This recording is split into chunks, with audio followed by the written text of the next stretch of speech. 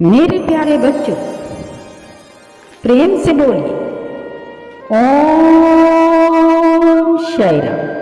ओम शाई राम। ओम शाई राम। मेरे बच्चों, साई संदेश में आप सभी का बहुत बहुत स्वागत है।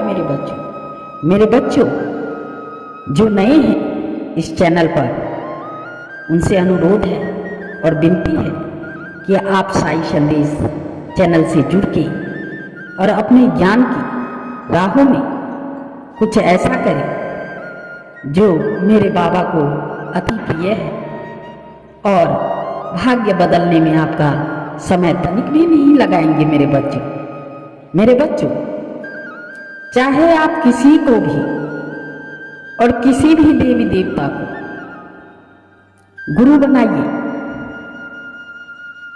और गुरु बनाइए इसलिए क्योंकि आपके कर्म वहीं से खुलेंगे। मेरे बच्चों तो आइए जानते हैं आज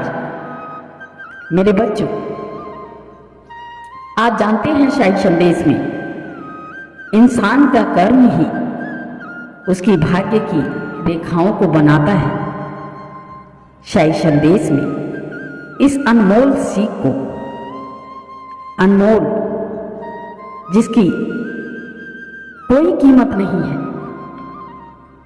मेरे बच्चों आइए जानते हैं इंसान का कर्म ही उसकी भाग्य की रेखाओं को बनाता है। क्या वाकई इंसान के भाग्य जो लिखा हो वही उसे नसीब होता है, या फिर उसकी सफलता और असफलताओं में कर्म का भी कोई रोल होता है? क्या भाग्य से जुड़े संशय को दूर करने के लिए साई संदेश में जानते हैं कि ऐसे कौन से मंत्र हैं जिसे हमेशा हमें याद रखनी चाहिए। जीवन की आपाधापी में मेरे बच्चों, मैं हर किसी की कोशिश होती है कि वह खूब मेहनत करके सुख सौभाग्य को प्राप्त कर सके, लेकिन ऐसी ख्वाहिश कुछ लोगों की समय पर ही पूरी हो जाती है, तो वहीं कुछ को इसके लिए लंबा समय इंतजार करना पड़ता है। मेरे बच्चों, जीवन से जुड़ी सफलता असफलता के लिए लोग अक्सर भाग्य से जोड़ देते हैं, फिर वहीं से उनके मन में इस बात को लेकर संशय पैदा होता है कि कर्म और भाग्य में कौन बड़ा है। एक इंसान को जीवन में मनचाही सफलता को पाने के लिए आखिर इन दोनों में से किस चीज की ज्यादा जरूरत होती है? आखिर इसके बगैर इसका प्रयास सफल नहीं हो सकता। मेरे बच्चों, कर्म और भाग्य के बीच इसी संशय को दूर करते हुए किसी महापुरुष ने लिखा है कि इंसान का भाग्य लोहे की तरह होता है, जो अक्सर वह खिंच जाता है जहां कर्म रूपी चुंबक होता है।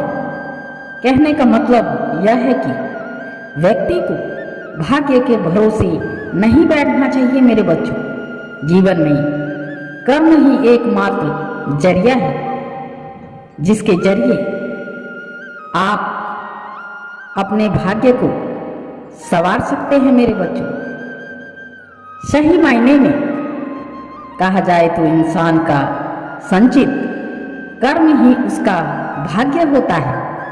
मेरे बच्चों, आइए और जीवन से जुड़े भाग्य के बारे में जानने के लिए साई संदेश में इन 5 मंत्रों को हमेशा याद रखिए। मेरे बच्चों, पहला ये कि बुरे कर्म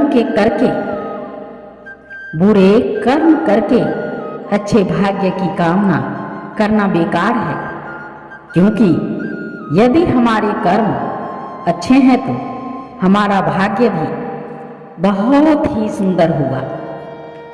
दूसरी बात यह है कि अपना भाग्य हमेशा अपने हाथों द्वारा किए गए कर्म के जरिए लिखना होता है, क्योंकि ये कोई लेटर नहीं है मेरे बच्चों जो आप किसी से लिखवा लेंगे।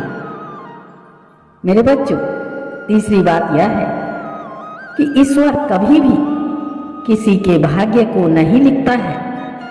यह तो जीवन के हर मोड़ पर हमारी सोच, हमारा व्यवहार और हमारा कर्म ही इसे निर्धारित करता है। मेरे बच्चों, जीवन में हमेशा उन्नति उन्हें लोगों की होती है जो हमेशा प्रयत्नशील होते हैं। सिर्फ और सिर्फ भाग्य के भरोसे बैठने वाले लोग हमेशा दीनहीन बने रहते हैं मेरे बच्चों। और पांचवी बात यह है कि भाग्य के भरोसे बैठे रहने पर इंसान का भाग्य हमेशा सोया ही रहता है, लेकिन जिस पल आप साहसपूर्वक उठ खड़े होते हैं कर्म के लिए, आपका भाग्य भी उठ खड़ा होता है। मेरे बच्चों, आप सारी बात समझ गए होंगे। अगर कुछ बात आपको ना समझ में आई हो तो कमेंट जरूर करिएगा, ताकि इसका उत्तर आपको मिल सके मेरे बच्चों। तो प्रेम से बोलिए ओम साई राम, ओम साई राम, ओम साई राम। राधे राधे। धन्यवाद मेरे बच्चों।